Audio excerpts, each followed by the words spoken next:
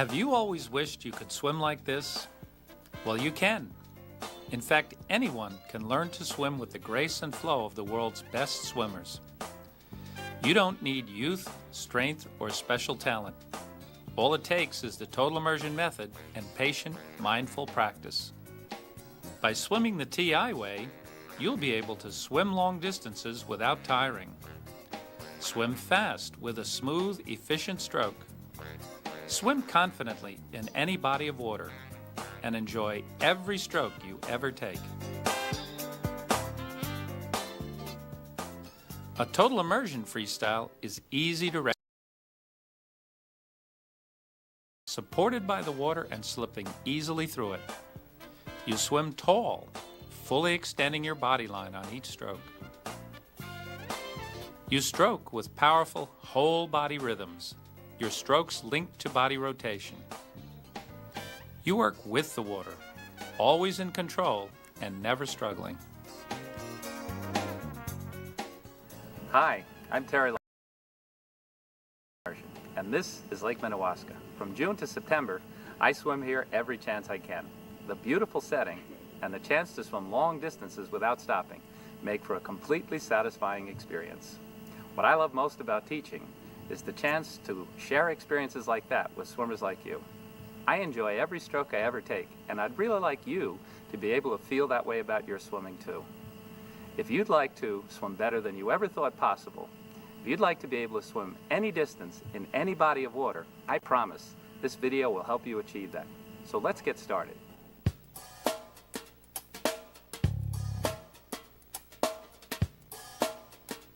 Mastering balance is the key to success in the TI drill sequence. You may find it easier to learn balance with a partner. We call this team learning. In team learning, the head coach provides support and assistance while the swimmer masters the positions and learns to relax.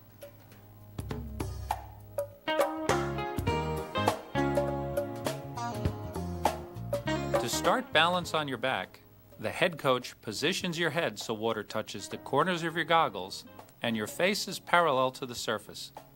We call this hiding your head. As Toby toes, Jennifer starts kicking lightly, just flicking her feet upward and ruffling the surface. Listen to your kick. Quieter is more effective and more relaxing.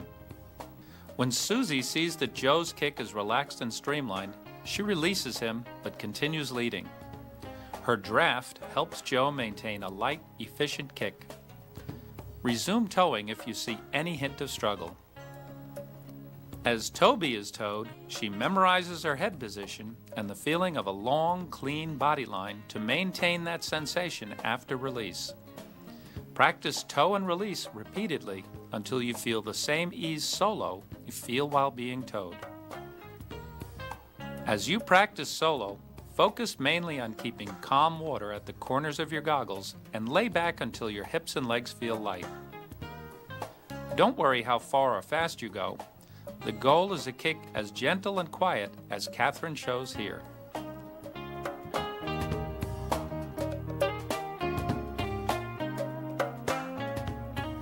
In sweet spot, balance should be even easier and your kick more effective. As Joe tows Susie, he makes sure her head is hidden and stable, then helps her rotate barely enough for the knuckles on her right hand to clear the water. Then he watches carefully for a relaxed kick and a long, clean line from head to toes. When he sees that Susie is balanced and at ease, they repeat on her right side. When you practice solo, focus on a long, straight body line with your legs inside your body cylinder. Continue to feel as if you're being towed and slipping through the smallest possible hole in the water. When you master balance on both sides, you can practice rotating from sweet spot to sweet spot, as Terry demonstrates in the endless pool. Rotate gently and without disturbing the water.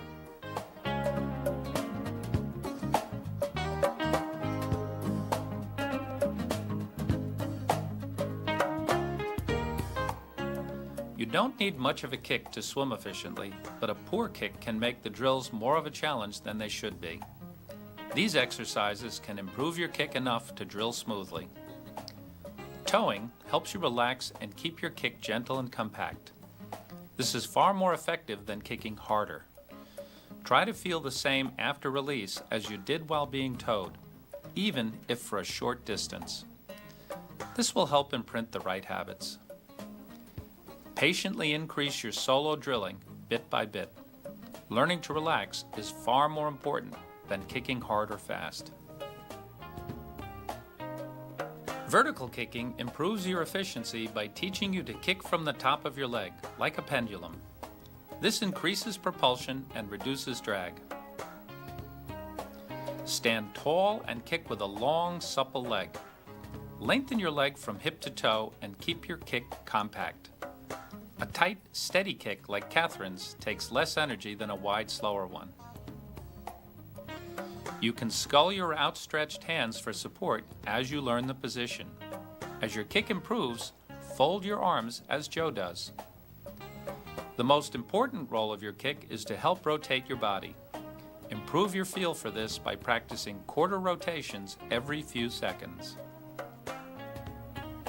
If you feel vertical kick is helping your efficiency, it's helpful to start back balance or sweet spot with a bit of vertical kick, then lay back into position as Catherine does here.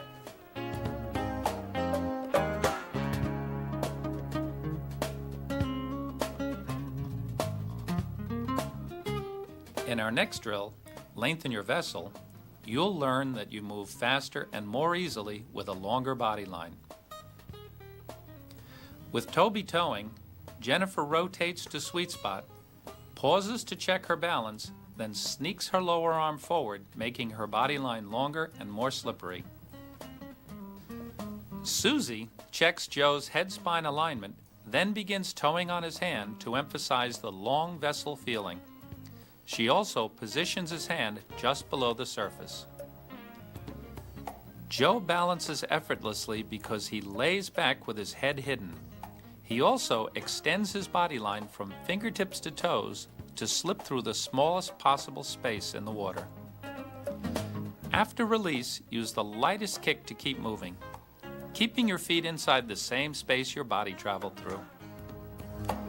Take the time to be comfortable and slippery on both sides before moving to the next drill. As Jennifer demonstrates, it's a relaxed kick and a sleek body line, not effort, that make the difference.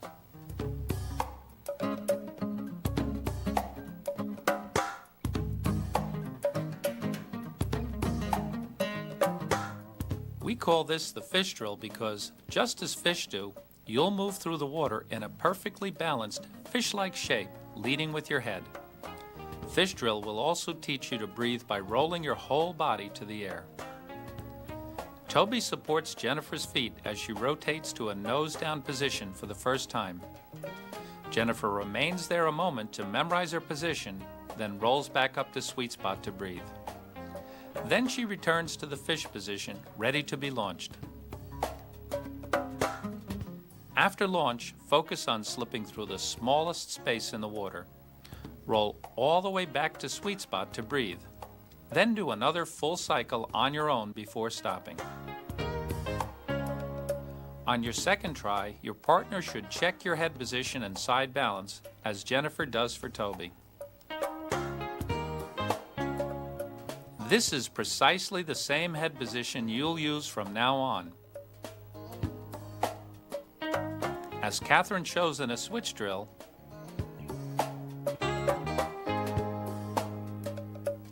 and Terry shows while swimming. Fish drill is the easiest place to learn this essential skill. When you feel balanced and slippery, practice solo. Roll cleanly and easily from nose up to nose down and back again. If you can make this effortless on both sides, you'll breathe more easily on either side while swimming. Once again, focus your practice on the kind of balance and ease that Joe shows here.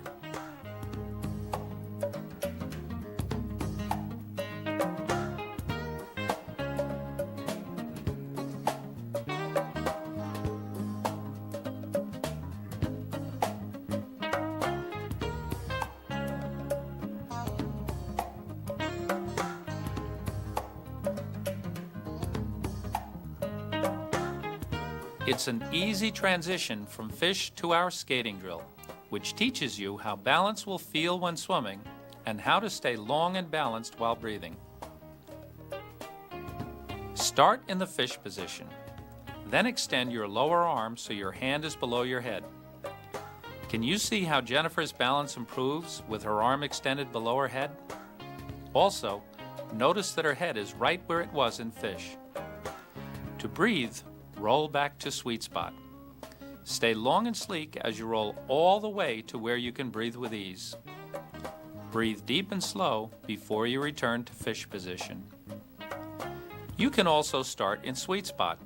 Notice how Susie draws Joe's hand down and forward to improve his balance as she launches him. Think of the line along the bottom of your body as 3 o'clock.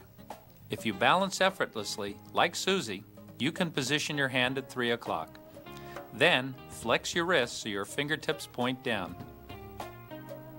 Because Joe is quite lean with long legs, he angles his arm to 4 o'clock. Any swimmer who really struggles with balance or her kick should point her arm to 4:30 or even 5 o'clock. When swimming, you'll extend your hand to the same position you imprinted during this drill. Be patient in getting these positions right. Attention to detail will make all the difference in how comfortable you feel in advanced drills and swimming. You'll learn faster if you and a friend coach each other in practice, just as Joe helps Susie in a lap pool and Terry assists Fiona in an endless pool. Plan to practice skating drill for as long as you swim. The more you practice it, the more balanced and slippery your swimming will be. This is a good place to put your skills to the test. Start from balance and skating position, as Catherine does here, then add a few strokes.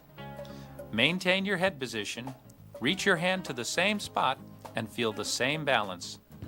After 3 or 4 strokes, stand up, catch your breath, and do it again. This will give you a preview of your new stroke.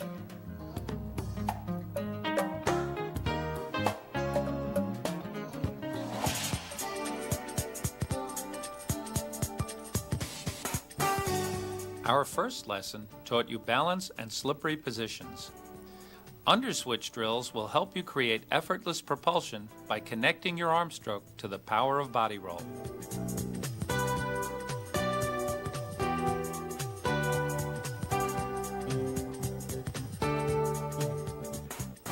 This skating variation reinforces balance and slippery positions as it teaches you recovery timing that helps you swim taller. After balancing in skating position, sneak your rear hand and see it under your nose. You should probably complete 4 or 5 cycles in 25 yards. Here, Joe gives a great demonstration in how to slip through the water like an arrow through the air. His skating position is perfect as he looks at his hand. Pause here to check that you're still balanced in skating position, then return your hand to your side. Notice how Jennifer bubbles out from her nose while looking down. She could make her position even better by turning her left palm down and angling her fingertips toward the bottom.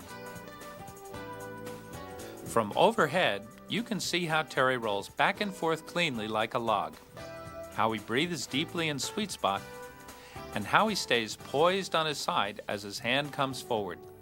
Mastering this will help you imprint timing for underswitch, our next drill.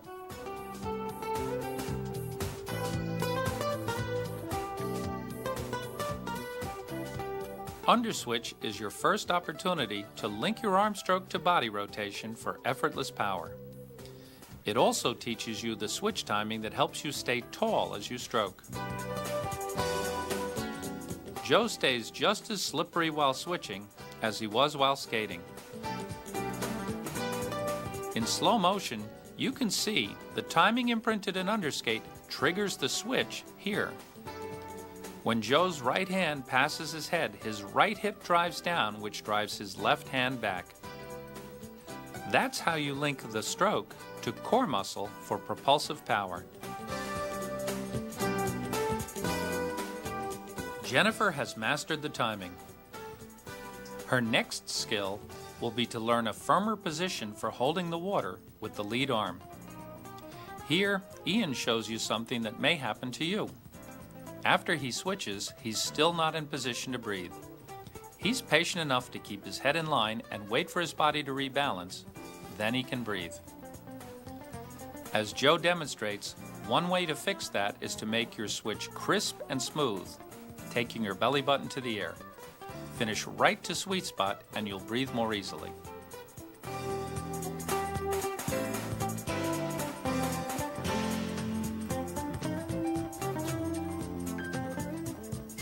Now that you've felt the power of whole body movement, we'll bring swimming rhythms to that movement.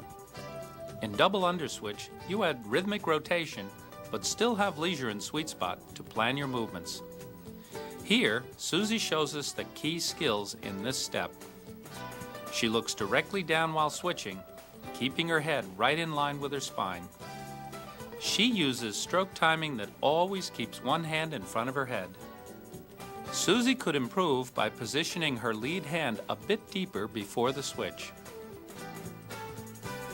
The key things to observe in Joe's practice are how relaxed and fluid he is, all while staying long and sleek.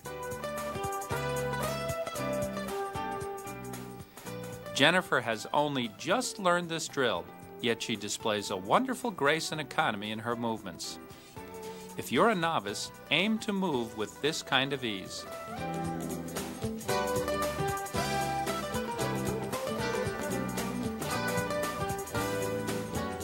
Toby, also a novice, holds her head a bit high, but has really mastered the switch timing.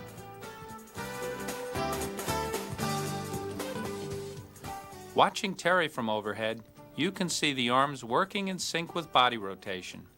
Double under is the perfect place to imprint this.